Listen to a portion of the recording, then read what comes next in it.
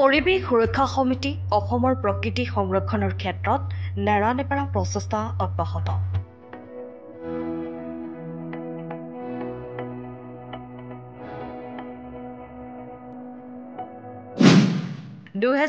চনৰ পৰাই প্ৰতি বছৰে বৰ্ষজোৰাকৈ গছপুলি ৰোপণ, প্ৰতিপালন আৰু বিতৰণ কৰি আহিছে।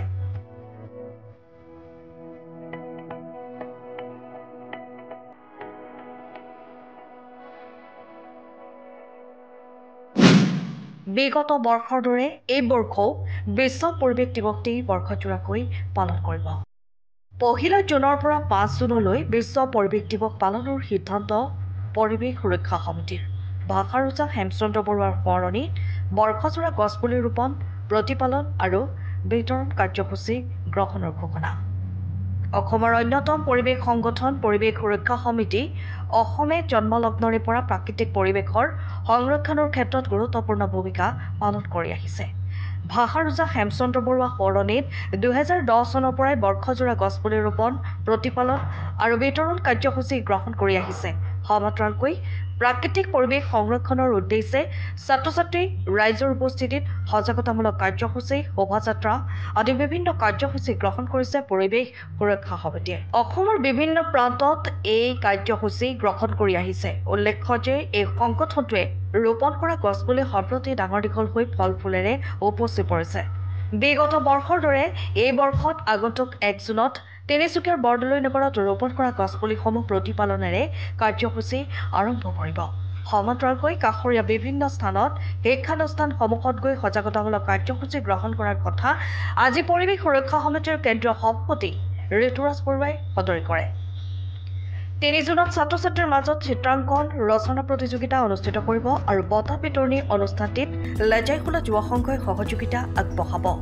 সমান্তৰালকৈ বৰগুৰি মহিলা পৰিৱেশ সহামতি সমিতিৰ সহযোগত বঁটা বিতৰণী আৰু সম্বৰ্ধনা অনুষ্ঠান অনুষ্ঠিত কৰিব।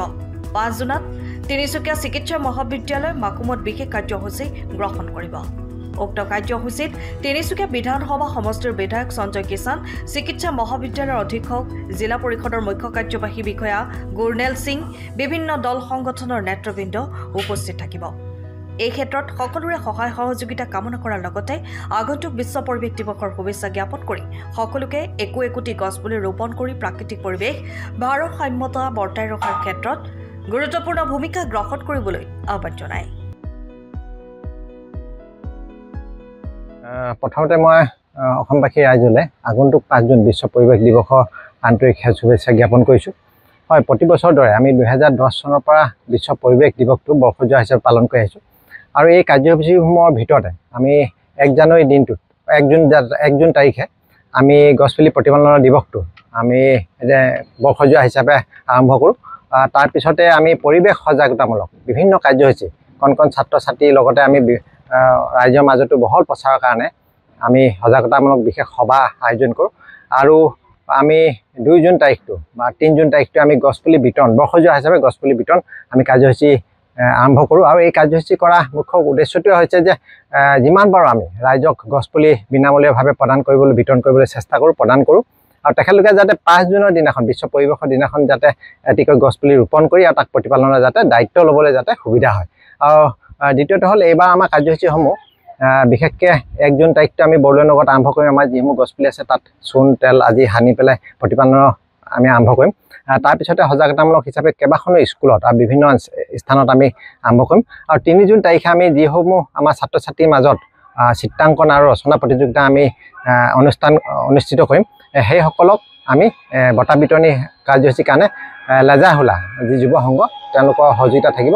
আৰু আমাৰ বৰগুৰি বজাৰদলি মহিলা পৰিৱেশ সমিতি যি আছে, মহিলা পৰিৱেশ সমিতিৰ সহযোগত আমি তাত এক বঁটা বিতৰণী অনুষ্ঠান লগতে সমন্বয় অনুষ্ঠান ৰাখিম।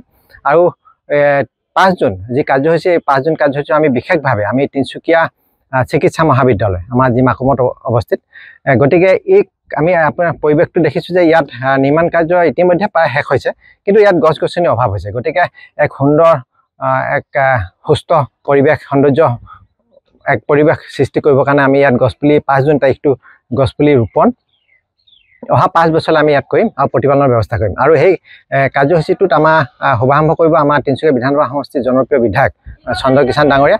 আৰু উপস্থিত থাকিব আমাৰ এই চিকিৎসা মহাবিদ্যালয় অধ্যক্ষ আৰু অধীক্ষক ডাঙৰীয়া তেখেতলোক থাকিব।